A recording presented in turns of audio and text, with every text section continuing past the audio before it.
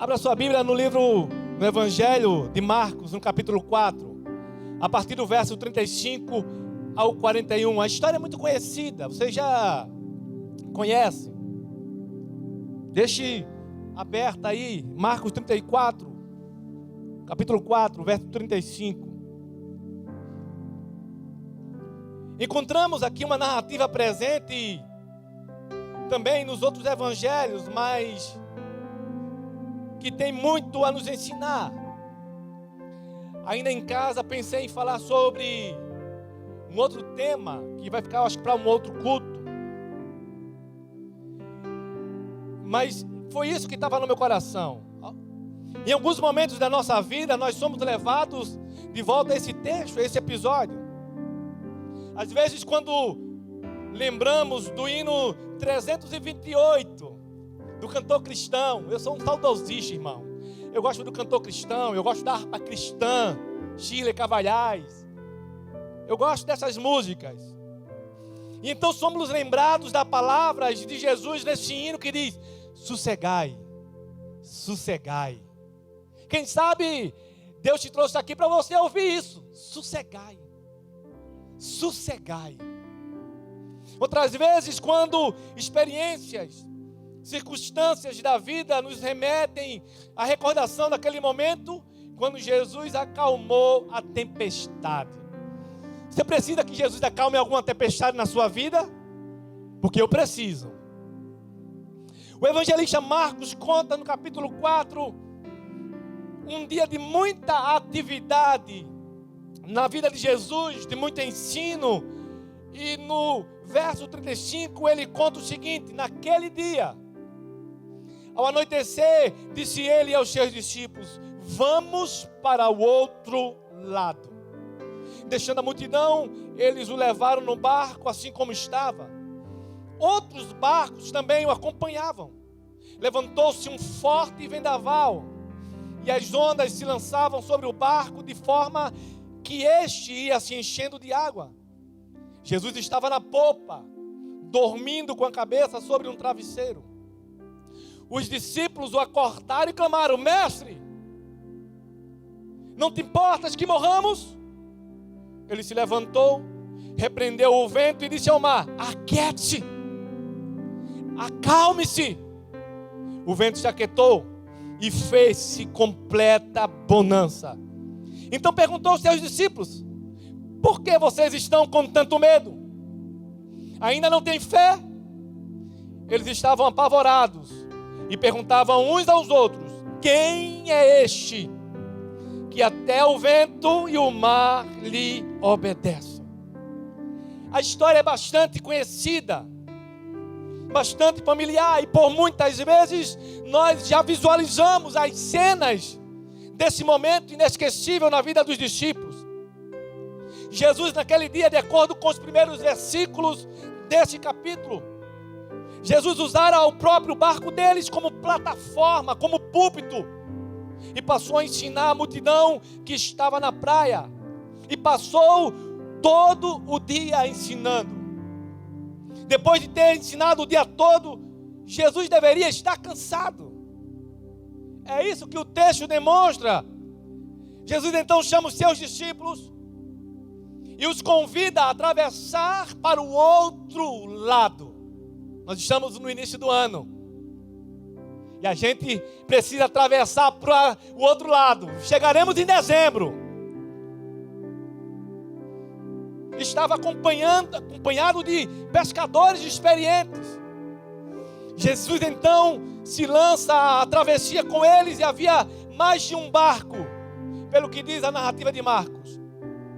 E eis que de repente surge uma tempestade. Eis que de repente. É assim na nossa vida, irmãos. Eu conversei com uma pessoa no final do culto, do primeiro culto, contando das suas tempestades, e ela disse: o ano mal começou, e eu já estou enfrentando tempestade atrás de tempestade. Eu estava não sei quantos meses no trabalho, e do nada me chamaram e disseram que eu não ia trabalhar mais. Eu estava num relacionamento e simplesmente ele viajou e disse: não dá mais, tempestade. que aparecem na nossa vida de maneira súbita. Não liga, olha, estou chegando. Não manda um telegrama. Somos pegos de surpresa. E de repente surge uma tempestade. Os estudiosos lembram que em lugares onde lagos são cercados de montanhas, não é tão incomum que tempestades surjam de maneira inesperada. Basta que os ventos frios que descem da montanha se choquem com o ar quente que sobe da água e os temporais se formam. E isso acontece de forma rápida. Vem então a parte mais inusitada dessa história. Enquanto os discípulos estão angustiados, enquanto os discípulos estão desesperados, sem conseguir administrar a situação, porque tamanha é a força do vento, tumultuadas como estão as ondas, e de acordo com Marcos, Jesus está dormindo. Ô irmão, e o fato de Jesus estar dormindo incomoda a gente. Isso só aconteceu com os discípulos, acontece comigo e com você. Jesus não responde a um silêncio no céu. Você está clamando, você está desesperado, e não há nada, não há resposta, não há um movimento do céu. E o silêncio de Deus nos incomoda. O silêncio de Deus nos perturba. Ele está dormindo no barco. Acabamos encontrando ele dormindo no barco. Eu nunca encontrei nenhuma referência na Bíblia, nos Evangelhos, a Jesus dormindo. Mas aqui ele está dormindo numa situação absolutamente inesperada. As tempestades chegam de súbito. Elas chegam inesperadamente. É uma doença súbita. É um acidente trágico, é um divórcio traumático, é um luto doloroso, é um diagnóstico do médico. Esses dias um irmão foi fazer um exame de rotina, ficou no hospital. Somos surpreendidos pelas tempestades da vida, e ninguém está isento disso. É então que eles procuram Jesus e o fazem um tanto angustiados, quase que reclamando da atitude, da postura de Jesus até então, e perguntam se ele não se importa com eles, se ele não se importa com o fato de que eles estão a perecer. A gente faz isso. A gente olha, e a gente ora, e a gente clama, e a gente reclama, e a gente diz: tu não está nem aí, Jesus. As ondas estão entrando dentro do barco. O Senhor não vai fazer nada. O Senhor não vai agir. Onde está o Senhor? O Senhor não se importa com a minha causa. O Senhor não se interessa pela minha dor. Jesus então trata primeiro de repreender o vento. Há uma curiosidade interessante aqui. O verbo epitmal, no original, traduzido por repreender, que fala daquilo que Jesus fez em relação aos ventos e ao mar, é o mesmo verbo que aparece outras vezes nos evangelhos, quando Jesus repreende espíritos imundos, para trazer à tona o conceito de autoridade de Jesus, para trazer à tona o conceito de poder, de segurança plena e de domínio sobre a situação. Jesus simplesmente exerce uma autoridade tão grande que, pela narrativa de Marcos, dá a impressão que os seus discípulos ficaram com mais medo ainda, assustados. Se a tempestade assombrava os discípulos, mais assombrados estariam eles diante de alguém com poder para dominar a tempestade. Mas ao perguntar aos seus discípulos se eles ainda não têm fé, Jesus certamente quer lhes lembrar que outras vezes o seu poder já fora demonstrado. Não era a primeira vez que eles percebiam que em Jesus o seu poder. não era a sua primeira manifestação de sua autoridade, não. Curioso perceber, no entanto, que os discípulos ainda não haviam entendido quem era Jesus. Mas a história é fantástica porque nós nos identificamos com ela. Vivemos tempestades em nossa vida, sim. Tempestades financeiras, tempestades relacionais, tempestades ocupacionais, físicas, tempestades emocionais. Nos identificamos com os discípulos de Jesus em seu medo. Nos identificamos com os discípulos em sua insegurança. Algumas vezes em seu desespero, em sua absoluta falta de perspectiva. A gente se identifica com os discípulos na maneira angustiada com que eles clamam a Jesus. Essa história tem a ver comigo e com você. Mas essa história tem lições preciosas para a nossa vida. A primeira dela, eu gosto muito do modo como Marcos começa a contar a história. É a lembrança de que Deus tem projetos para a nossa vida. Deus te trouxe aqui para dizer também: eu tenho projetos para a sua vida. A iniciativa de atravessar o mar não foi dos discípulos. Não foram os discípulos que disseram: olha, Jesus, vamos atravessar. Não. Marcos começa a narrativa dizendo que Jesus os chamou e disse: passemos para o outro lado. Quantas vezes na palavra de Deus encontramos um comando claro de Deus aos seus filhos, aos seus servos? Não me refiro aos mandamentos, esses universais na palavra de Deus.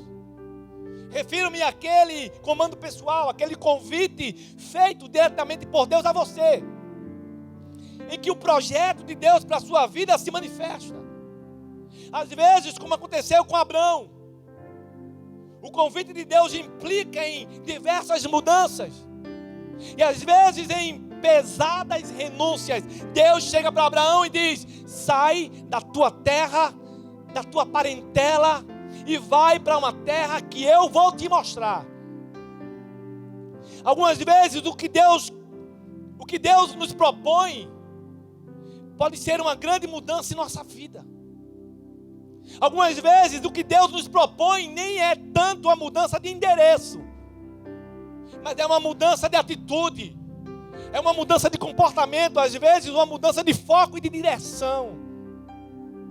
Quantas vezes traçamos os nossos planos, os nossos projetos, e ainda que não queiramos, ouvimos Deus a nos dizer: passemos para o outro lado.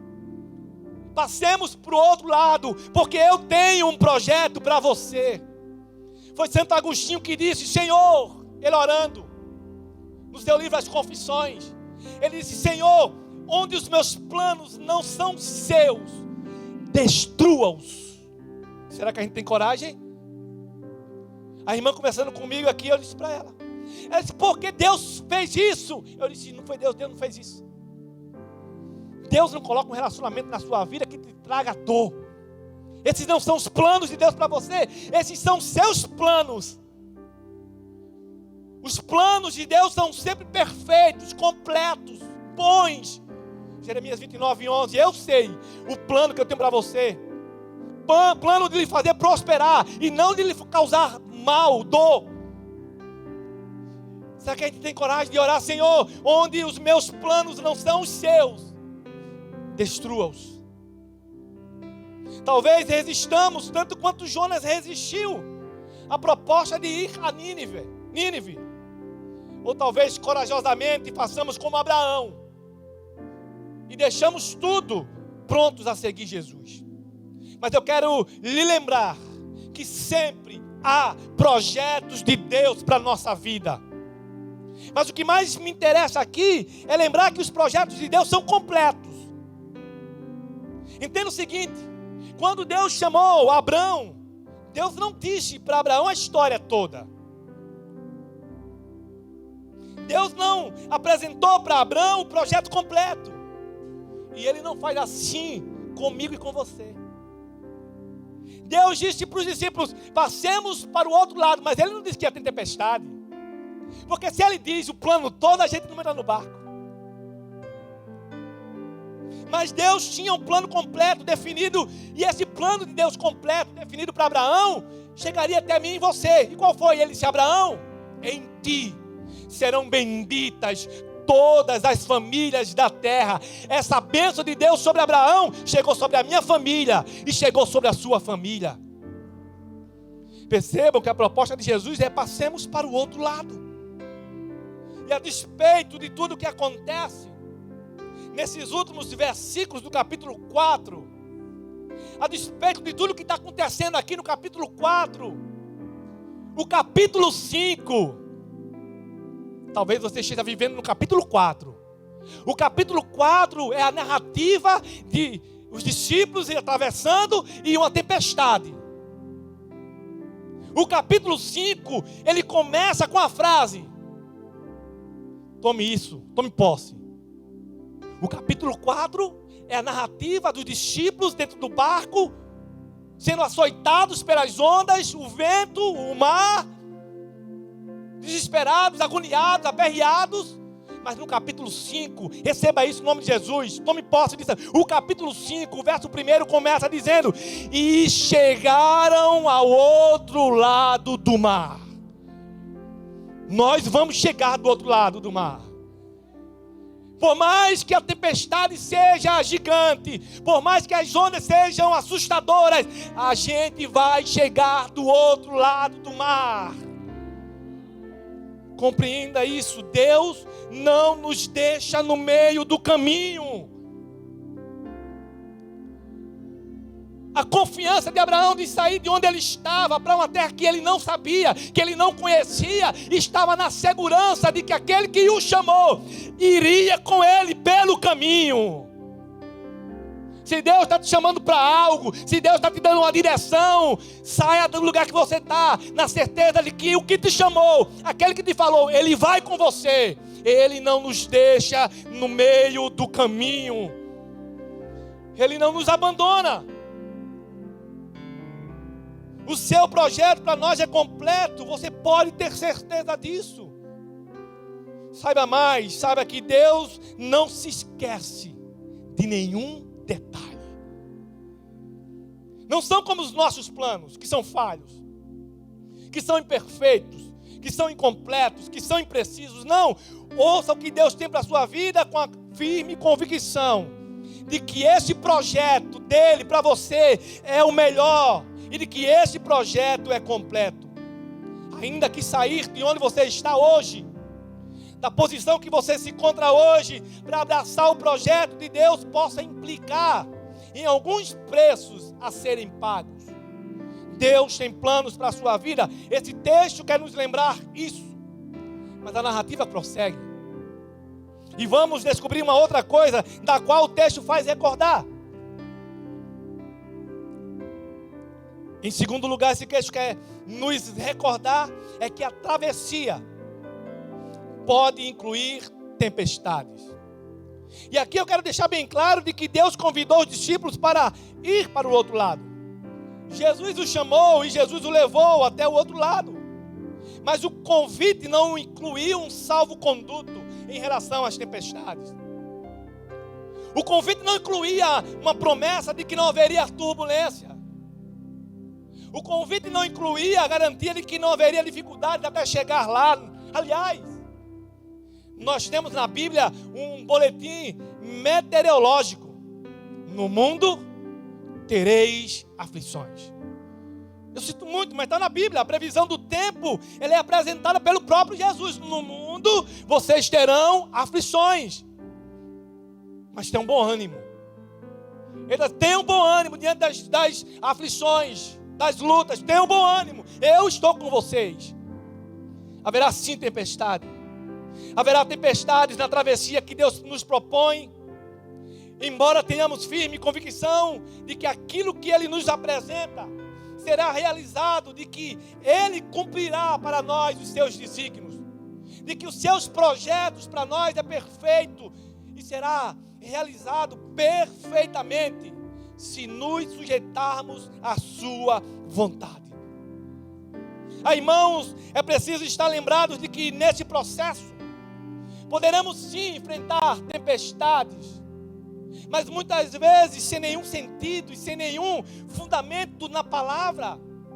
Há quem ensine por aí que seguir a Cristo significa a garantia de uma vida sem problemas, que seguir a Cristo significa ter uma vida na qual nunca nos faltará dinheiro, de uma vida na qual nunca nos faltará saúde, de uma vida na qual nunca perderemos qualquer coisa, ou pessoas que amamos. A palavra de Deus não nos promete isso.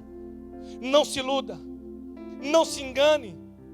Jesus prometeu aos seus discípulos que eles teriam uma caminhada absolutamente tranquila, não, e sem dificuldades, não. Jesus não falou isso. Jesus lhes garantiu sim. Jesus lhes garantiu sim um porto seguro. Não que a travessia não ia ter tempestade, turbulência, não. Ele não prometeu isso. O que ele nos promete é que vai tem um porto seguro para mim e para você. Jesus lhes afirmou categoricamente que nós seríamos vencedores. Ele disse que nós seríamos vencedores. E o apóstolo Paulo, ele entende isso. E Paulo lá em Romanos 8, ele relaciona as tempestades. E depois ele diz: em todas essas coisas, somos mais que vencedores por aquele que nos amou. Apesar das tempestades, a Bíblia diz que eu e você somos mais que vencedores. Jesus assegura, Jesus garante sim a vitória, mas jamais nos iludiu ao fato de que a vida pode incluir momentos difíceis. A vida pode incluir tempestades. A vida pode incluir dores, momentos de angústia e sofrimento. Jesus não impede a tempestade de atingir o barco. Percebe isso? Jesus não impede a tempestade de atingir o barco. Mas Jesus impede o barco de afundar. Não vai afundar. Não vai naufragar. Jesus se assegura de que o barco chegará ao outro lado. Justamente como ele faz conosco. A palavra de Deus não nos diz que não haverá tempestades, mas a gente vai chegar do outro lado. Ele nos assegura que o nosso barco não vai naufragar. Jesus se assegura de que o nosso barco chegará ao outro lado. Aliás, um terceiro detalhe precioso nesse texto é justamente a convicção da presença de Jesus. Lembrem-se, na verdade, a tempestade não foi provocada por um erro dos discípulos. Eles não se lançaram à travessia na hora errada ou da forma errada, não. O que nos lembra que nem sempre os problemas que enfrentamos estão associados aos nossos erros. Às vezes o diabo tenta nos iludir, tenta nos enganar, e nós acrescentamos aos nossos sofrimentos o peso da culpa. Haverá sim momentos nos quais seremos os responsáveis pelo sofrimento, e é preciso ter consciência disso.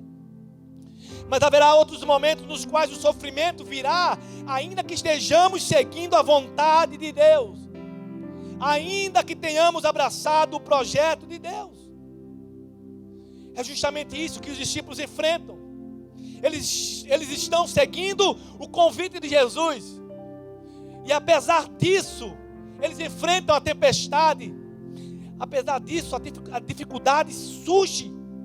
Aliás, quando a gente lê a história de Jó, a gente percebe que os amigos de Jó tiveram dificuldade para entender isso. E quando Jó está sofrendo, imediatamente os amigos dizem para Jó: ele pecou.